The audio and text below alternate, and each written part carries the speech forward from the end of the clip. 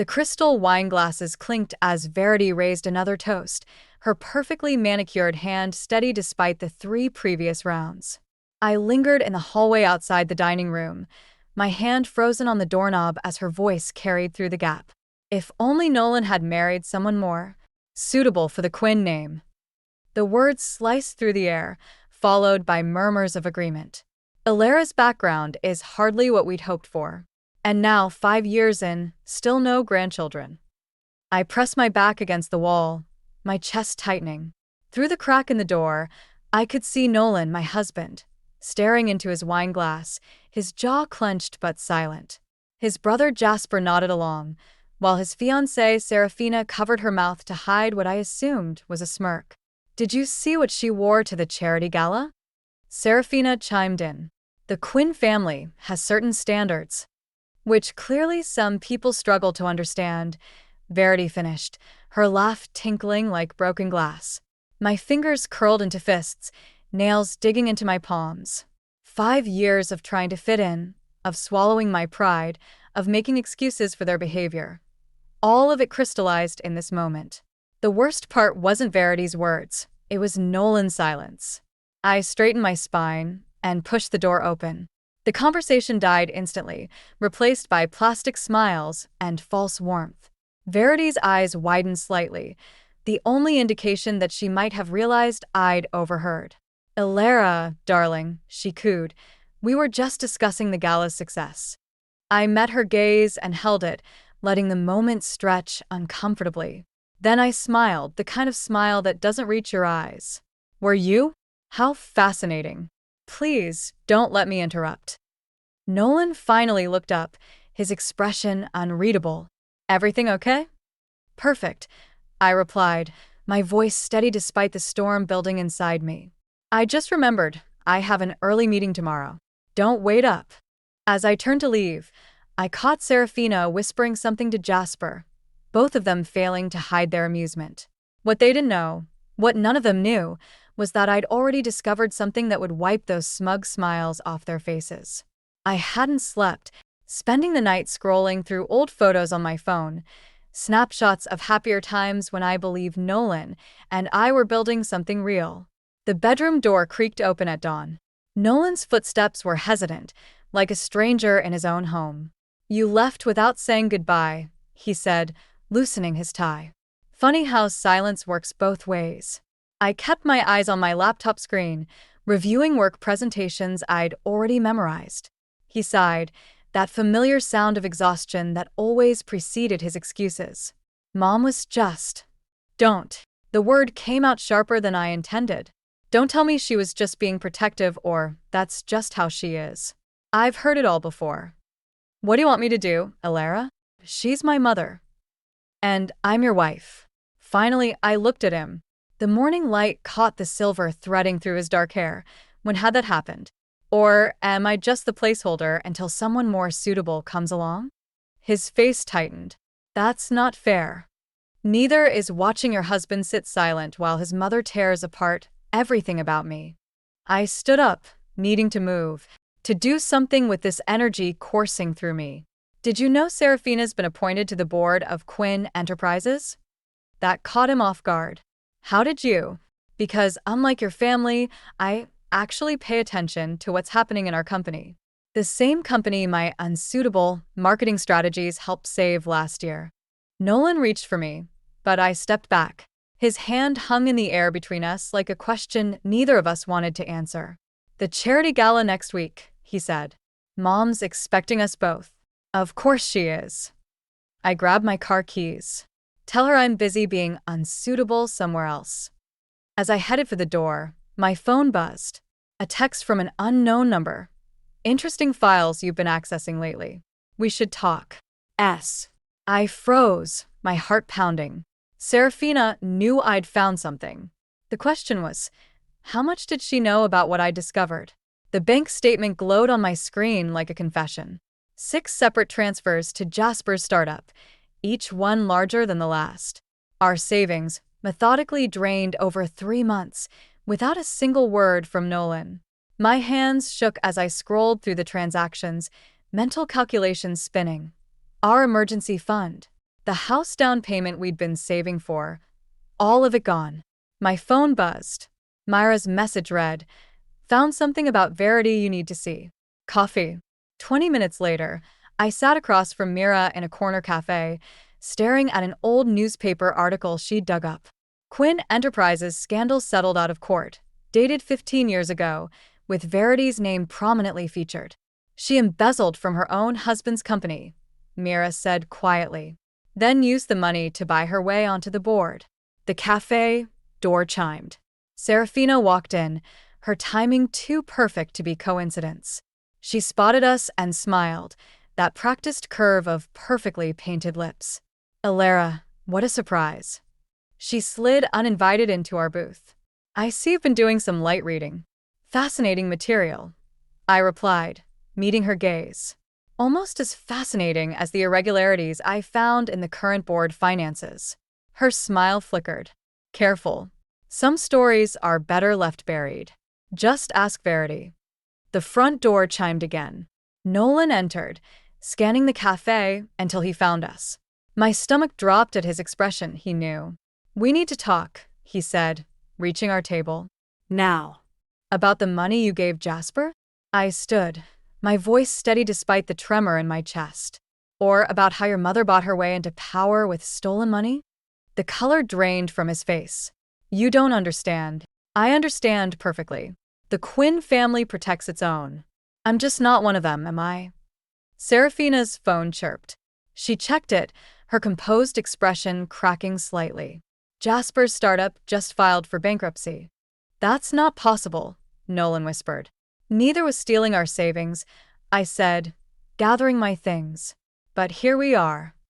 The truth hung between us like shattered glass, and I finally saw my marriage for what it was, a carefully constructed illusion, now falling apart piece by sharp piece.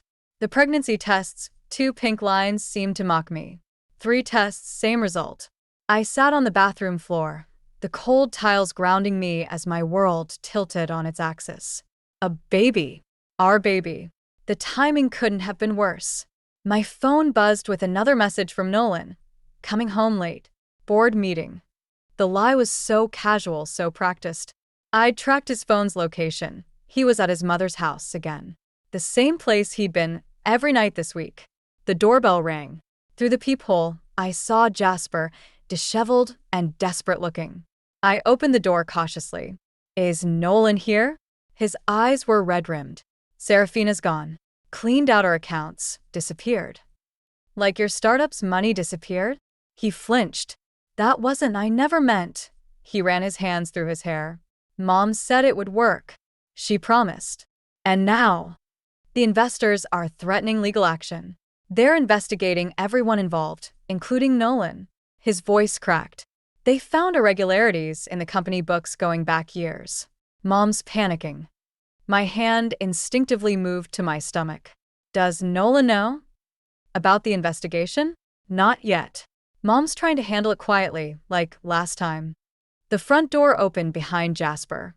Nolan stood there, his tie loose, face ashen. "I just got a call from the SEC." Our eyes met, and for the first time in months, I saw real fear in his. Not for me, not for our unborn child he didn't know about, but for his precious family name. "We need to use the emergency fund," he said. "All of it." I laughed, the sound brittle and sharp. "What emergency fund, Nolan? The one you gave to Jasper? Or the one your mother's been siphoning through fake consulting fees?" His face went slack. "How did you?" "I'm not as blind as you think." I pressed my hand harder against my stomach, protecting our secret. "But I'm done watching your family destroy everything they touch. Alara, please. Save it for the investigators." I grabbed my car keys. "I'm sure they'll have plenty of questions about those consulting fees." The doctor's words hung in the air like a death sentence. "Bed rest for the remainder of your pregnancy. The stress is causing dangerous complications." I stared at the ultrasound image while Nolan paced the examination room, checking his phone every few seconds. "You'll need to take leave from work immediately," the doctor continued. "Any additional stress could—" "She can't quit," Nolan interrupted. "Not now. The company needs her." "The company. Always the company." I folded the ultrasound photo and slipped it into my purse, next to the SEC subpoena I'd received that morning. "Our baby needs me," I said quietly. "The SEC investigation is heating up. Mom says, get out." My voice was steady, surprising even me. "Get out of this room right now."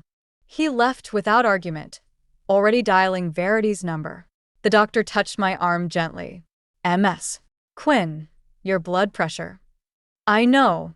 I gathered my things, hands shaking. "I know exactly what's causing it."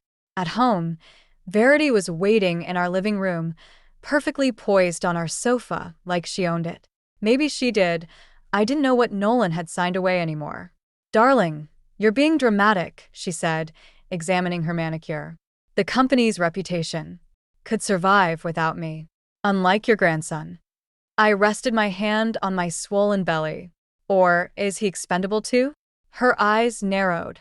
"You wouldn't dare use this pregnancy to what? Save myself? Protect my child?" I pulled out the SEC subpoena. "Or maybe to testify about those interesting transfers I found?" "You ungrateful little..." She stood, mask finally slipping. "After everything we've given you." "Given me?" I laughed, the sound bordering on hysteric. "You've taken everything. My savings, my marriage, my health. But you won't take this baby." Nolan burst in, face flushed. "The SEC is downstairs. They're executing a search warrant." Verity went pale. "You didn't?" "No," I said, watching federal agents file into our home. "Serafina did. Turns out she kept better records than you." The room spun suddenly, pain shooting through my abdomen. As I doubled over, I caught Nolan reaching for his mother instead of me, and in that moment, I knew exactly what I had to do. The first contraction hit as I was packing my hospital bag.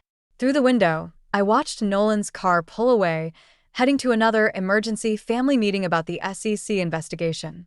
My phone buzzed with a text from Mira. "On my way. Hold on." But my water broke before she arrived. I called 911, then Nolan. Straight to voicemail. Again. The paramedics found me curled on the bathroom floor, timing contractions that were coming too fast, too early. Blood pressures through the roof. One said to another, "We need to move now." In the ambulance, my phone lit up. "Not Nolan, Verity. Where are you?" Her voice crackled through the speaker. "Nolan needs you at the meeting. The prosecutors." Another contraction ripped through me. I screamed, dropping the phone. "Ma'am, we're losing the baby's heartbeat," the paramedic said, his voice tight with urgency. The emergency room was a blur of lights and voices. "Emergency C-section, preeclampsia, critical condition." I caught fragments of a nurse's phone call. "Mr. Quinn, your wife is in surgery." "Sir, this is urgent." "No, it can't wait." The anesthesia pulled me under as I realized I was completely alone. I woke to beeping monitors and an empty room. My hand found the bandage across my abdomen, but my baby wasn't there. Panic clawed at my throat. A nurse rushed in. "Your son is in NICU. He's stable but critical." "My husband." She hesitated. "We're still trying to reach him." My phone screen showed the truth. 3 missed calls from Mira, none from Nolan. But there was a news notification. Quinn Enterprises executives arrested in fraud investigation. Mira appeared in the doorway, her face wet with tears. "I'm so sorry, Alara. I tried to get here sooner." "Have you seen him?" "My baby." "Yes." She took my hand. "He's beautiful and strong, like his mother." "And alone," I whispered, the truth of it breaking something inside me. Like his mother. The morphine drip couldn't touch this pain. The realization that even my child's birth hadn't been enough to break Nolan free from his family's grip. As I drifted back into medicated sleep, I made a promise to my son. We would never be prisoners of the Quinn family legacy. 3 weeks after giving birth, I found Nolan and Verity waiting in my hospital room. My son, finally strong enough to leave NICU, slept peacefully in his bassinet. "We need your help," Nolan said, not even looking at his son. "The prosecutors are offering a deal." I carefully positioned myself between them and the bassinet. What kind of deal? Testimony, Verity said, her usual polish cracking. About Serafina's involvement. If we can prove she orchestrated everything. Like you orchestrated the last cover-up? My voice remained low, mindful of the sleeping baby. Or how you orchestrated draining my savings? That money was for the family, Nolan insisted. This is your family. I gestured to our son. The family you abandoned during an emergency C-section. Verity stepped forward. We can make this right. The Quinn name is worth more than your grandson? I pulled out my phone, showing them the email I'd received that morning. Serafina sent me everything before she disappeared. Every transaction, every cover-up, going back 15 years. The color drained from Verity's face. You wouldn't dare. I already did. I turned the phone to show the timestamp. I sent it to the prosecutors an hour ago. Nolan lunged for my phone, but I stepped back. Behind me, our son stirred. You've destroyed us, Verity whispered. No. You did that yourselves. I'm just making sure my son grows up understanding that actions have consequences. He's my son too, Nolan said, finally looking at the bassinet. Is he? You haven't even asked his name. The silence that followed was deafening. Our son's soft coos filled the void where Nolan's answer should have been. MS. Quinn. A nurse appeared in the doorway. The federal agents are here for your statement. I watched something break in Nolan's eyes, not for me, not for our son, but for the empire crumbling around him. Goodbye, Nolan. I picked up my son, holding him close. Your mother always said the Quinn name needed protecting. I'm finally doing exactly that, by keeping it far away from him. 1 year later, I watched my son take his first steps in Myra's sunlit garden. The morning newspaper lay on the patio table, its headline announcing Nolan's sentencing, 3 years for financial fraud. Verity had gotten 5. My phone buzzed with a text from my new employer. I'd been promoted to marketing director. The irony wasn't lost on me. I'd finally achieved the success Verity claimed I'd never deserve. Package came for you, Mira said, joining me with coffee. From the Quinn estate. Inside the envelope, I found a yellowed letter in Verity's handwriting, dated 25 years ago. It was addressed to her mother-in-law, begging for acceptance into the Quinn family. The words could have been my own. Mrs. Quinn. My assistant's voice came through the phone. Jasper's here to see you. I found him in my office, looking smaller without Serafina's shadow or Verity's influence. He held my son's favorite stuffed animal, left behind during the move. I found this when they were clearing out the house, he said. Thought he might want it back. Thank you. I accepted the toy, noting how Jasper's hands shook. I'm sorry, he whispered, for everything. For not seeing what was happening until it was too late. I placed the toy on my desk, next to a photo of my son. Sometimes the hardest part of family isn't building it, it's knowing when to walk away. He looks happy, Jasper said, studying the photo. You both do. After he left, I unfolded Verity's letter again. At the bottom, in recent handwriting, she'd added, the price of the Quinn name was my soul. You were stronger than I ever was.